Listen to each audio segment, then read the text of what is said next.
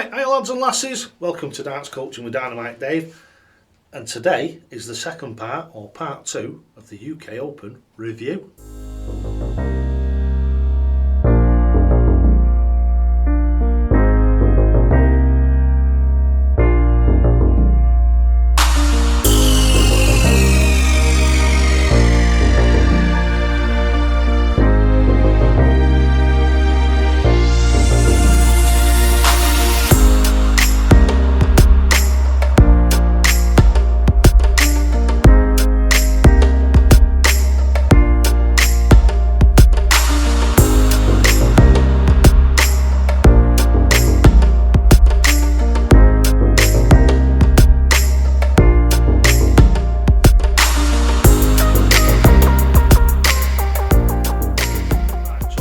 About today in the UK Open reviews, I've got a few little bits and bobs, and what we're going to kick off with is a little bit of a Q&A. It's only a couple of questions there, but I'm going to do a little bit of a Q&A, and then we'll carry on and we'll do a little bit of talking about the players and some of the new people that have come in and what have you. So let's just go through it, shall we?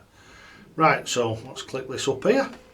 Right, the first question comes from, or comment comes from Jonathan Jones, and that says, brilliant video as always. It looks like an amazing experience. I would love to go to that one, but only ever been to a Premier League. Premier League, totally different, mate. Absolutely totally different. What it is a Premier League is just one evening session. So you pay your ticket, you get your run down there wherever you go to see it. Don't know whether you've spent a night out in an hotel. And it's just one evening. So basically it's just like a night out in it. Say like going to the theatre or something like that. Whereas the UK Open is a holiday, or that's the way I see it. I see it as like a break. It's like a break away from everything to go and do something that I'm personally really passionate about, and I really love it. So it's like a Premier League night times 6. For the simple reason is at the UK Open you get an afternoon session and you get an evening session as well, and you get your board and lodgings and food as well if you want it. So it's 1,000 times better. So you get 3 full days. 3 full days is 6 sessions. So you get 6 sessions of darts. So it's the equivalent to 6 times going to the Premier League for one evening. And it's just me. I don't know whether it's just me or you guys feel the same. I'm just so passionate about the whole game that for me is just absolutely ideal. It can be a bit of overkill for some people because they drink too much beer and what have you, but that's not something that I tend to do. So right, so now what we're going to do is we're going to move on to a second question, and the second question is Wayne Flint. Wayne Flint's a massive fan of the channel, and me as well. We talk to each other quite regularly, message each other backwards and forwards, and Wayne Flint has actually said, great video, had great fun trying to find you on the telly. Right, well, I mean, it's gone this year, but next year when you watch it, all you've got to do is on the main stage. So if you're looking at the main stage, that's the one that's basically on ITV4 all the time, apart from they do a little bit of clips from the other one. All you've got to do is look over the player. So whoever's throwing, look over their left shoulder, behind their ear, and you'll see me sat in the crowd, right in that little square I always tend to be.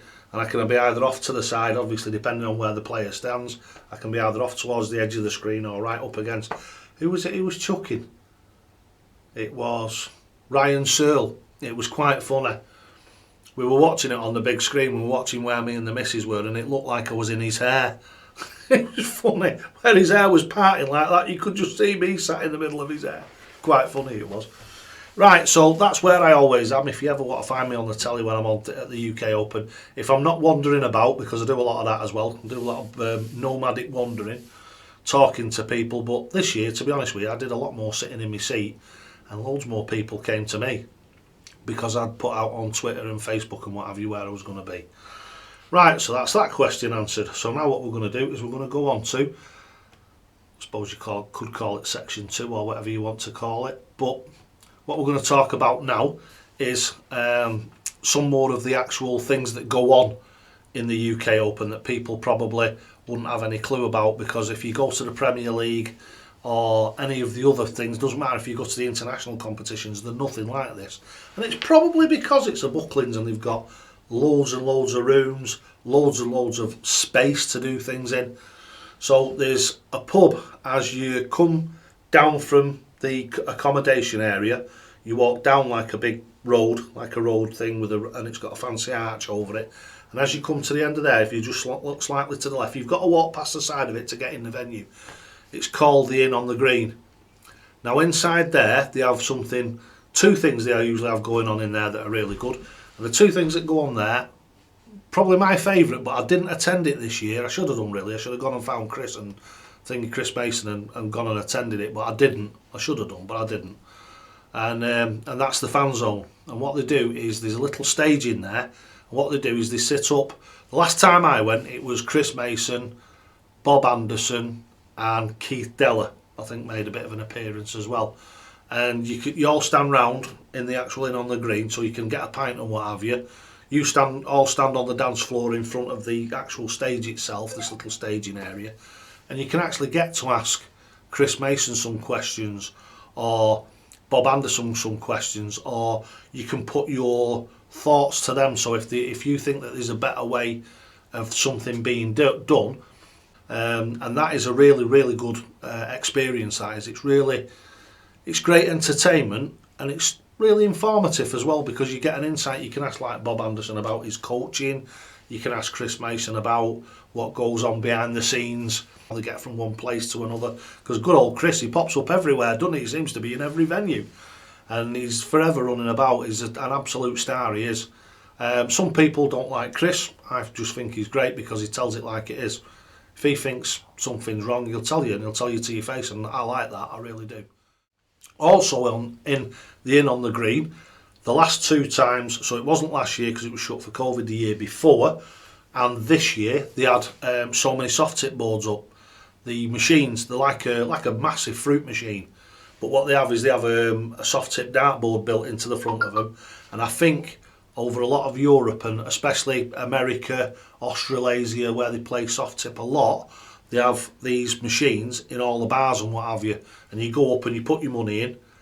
That will allow you then to take the darts out, and you can play a game, and it's whatever it is, $1 for a game, probably over here, probably about a fiver. No, because they never price things right, do they?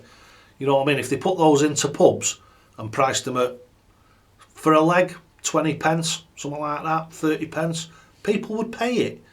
But they're greedy. If they put them into pubs now, you know as well as I do, they're going to want £1 a game. And who's going to pay £5 for 5 legs? No one. So it'll never work. It won't work over here. I don't think those machines will anyway. But if you want to have a go at soft tip, but you're at home and you're not going to the UK Open, and you want to buy yourself a board, there's a couple of, just a little bit of a offshoot this. I know I shouldn't really be doing this in this video, but we're having a little bit of an offshoot. Whatever you do, don't buy yourself a Nexus, because they're absolutely Harry Rap or crap. What you want is you want a gram board, and the difference is in the quality of the plastic. The Nexus boards, if you go and have a look at some of the old Darts Planet TV stuff when they were promoting them for Target, if you go and have a look at them, all the paint comes off them. They're actually coated. The black is coating on them where the actual segments are. The black is coated, the red is coating, the green is coating, and it comes off. Whereas the gram board, they're actually made in separate sections, and the sections are made out of green plastic, red plastic, black plastic, so they don't go white. So if you're going to buy one of them. Right, so that's a couple of things that they do. As you walk through into the venue, they didn't have it this year, but I'm sure it'll come back because people are still tippy-toeing around COVID a little bit. They usually have a board up, and they have a couple of you can't call them that anymore. Nearly called them dolly birds. You're not allowed to call them that anymore, are you? They have some very nice ladies, shall we say, doing a 9-dart challenge. A couple of years ago, they had Michael Smith darts, and they were chucking them at the board, so everybody got a go. They have a big scoreboard thing, and I think the best one of the day gets something or other. I don't know how it works. I had a go at that a couple of years ago. With the Michael Smith darts, didn't do too well. I think I did 325 or something like that. So that's another thing that they do. A lot of the time they have like a big target up where you go in, and they have football darts. So what you do is you put a football down on the floor, or sometimes they have them as like throw balls, and you can throw them at a target, and if you get in the bullseye or close to the bullseye, you get a free t-shirt. Basically, you get a free t-shirt.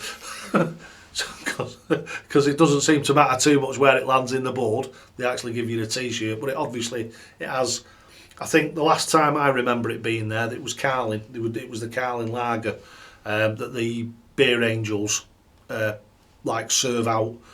So those are a really integral part of the thing of the actual darts themselves, and I'll go on to talk about them later on, possibly in this video or maybe tomorrow.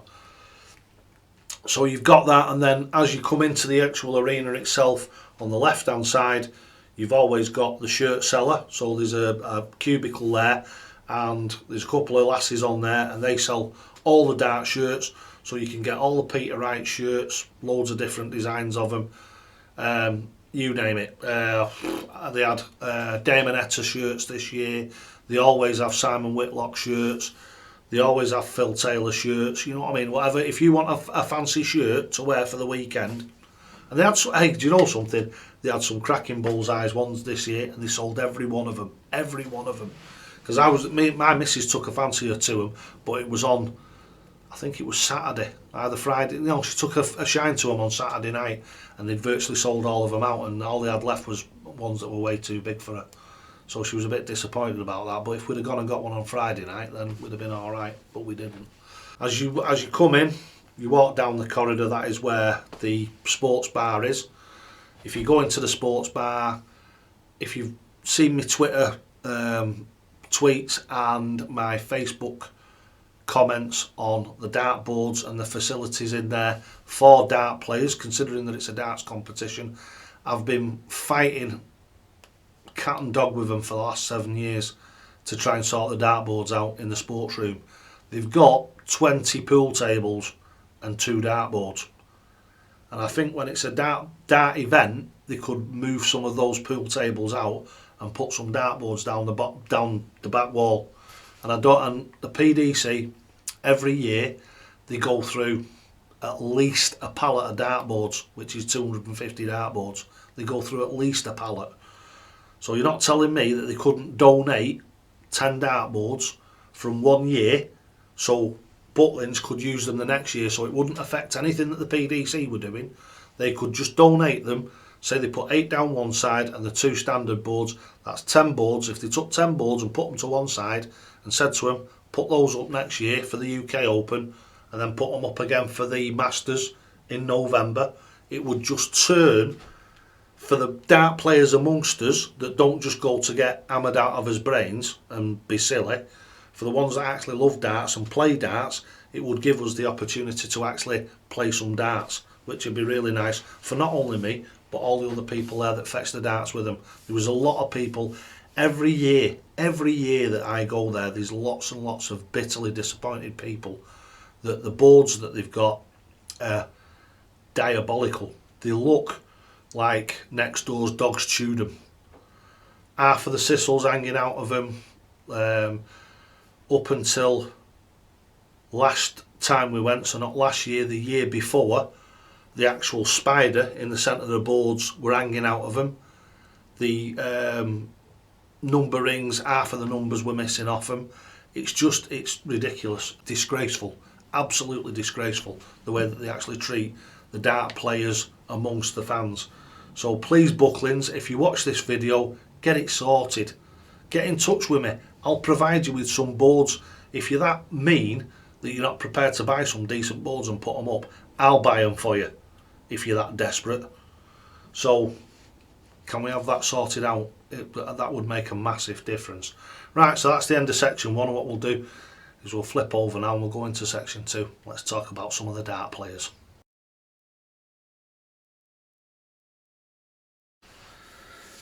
Alright, so here we are over in section 2, and in section 2 what I'm going to do really is I'm going to focus on one of the players for this video, What I'll do in the next video is we'll talk about a few of the other players, some of the people I was really impressed with, the way that they played, and some of them not so much.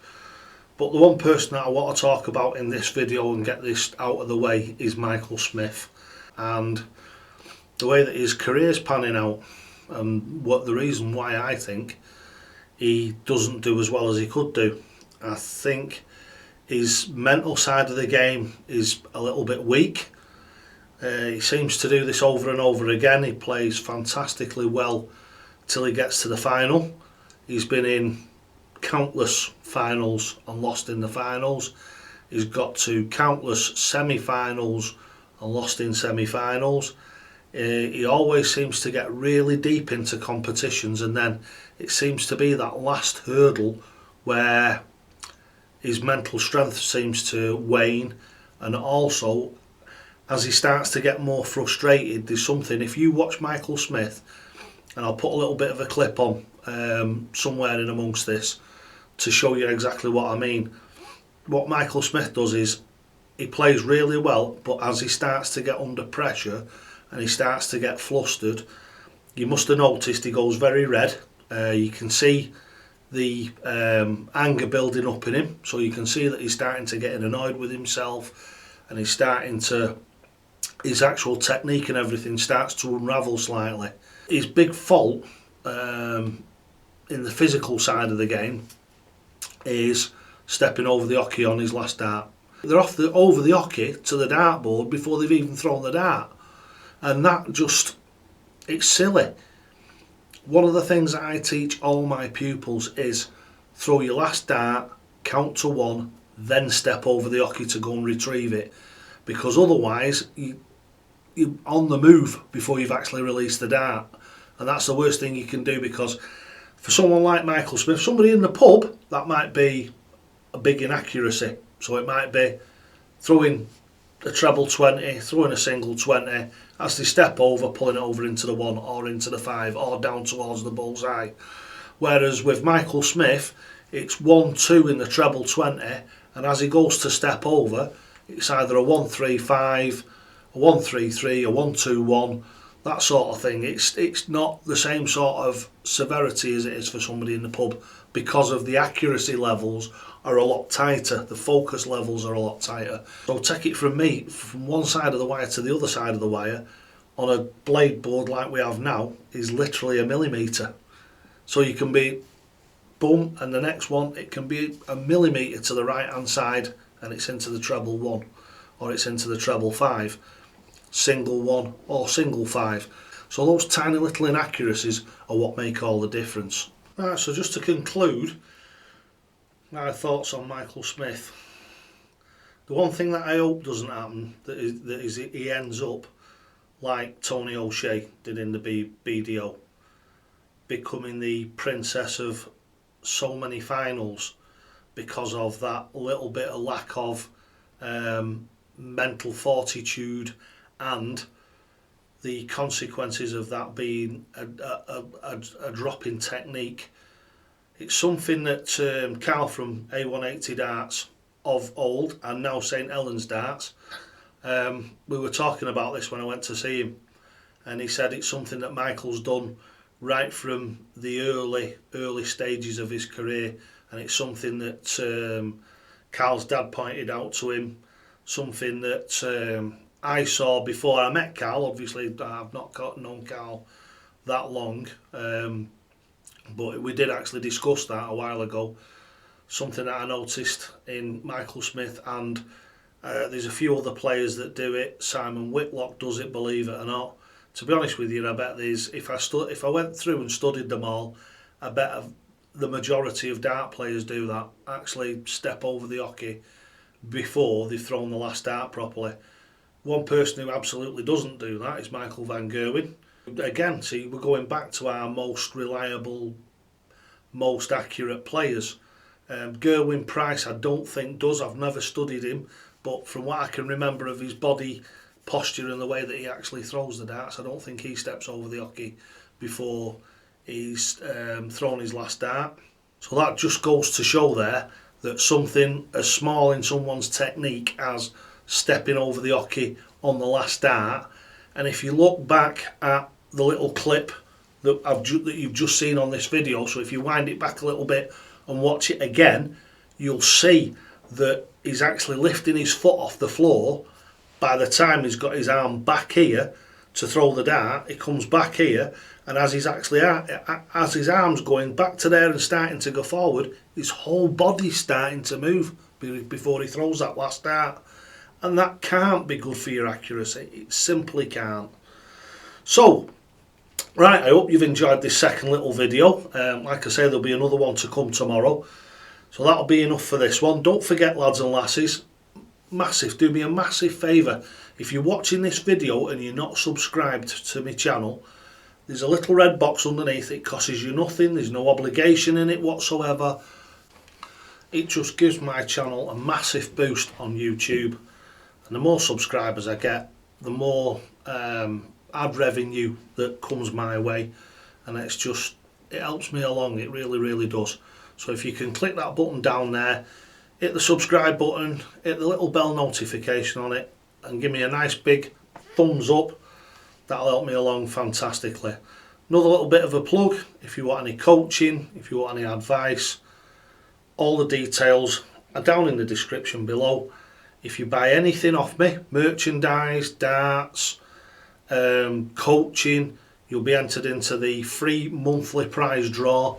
So if you buy a set of darts off me for say £30 or £35, you will get 35 slips in the actual draw, and that is drawn out on the 25th of every month, and they all in really good prizes. The prizes are darts, dartboards, scorers, shirts, free coaching. There's all sorts of things that you can win, so definitely worth banging a few quid into Dynamite Dave. So if you fancy a set of darts, look down here, you've got a link there to my eBay shop. So if you go onto the eBay shop, and then it's entirely up to yourself, you can either buy it through eBay, or you can get in touch with me via my email address or private message on Messenger, Facebook, Twitter.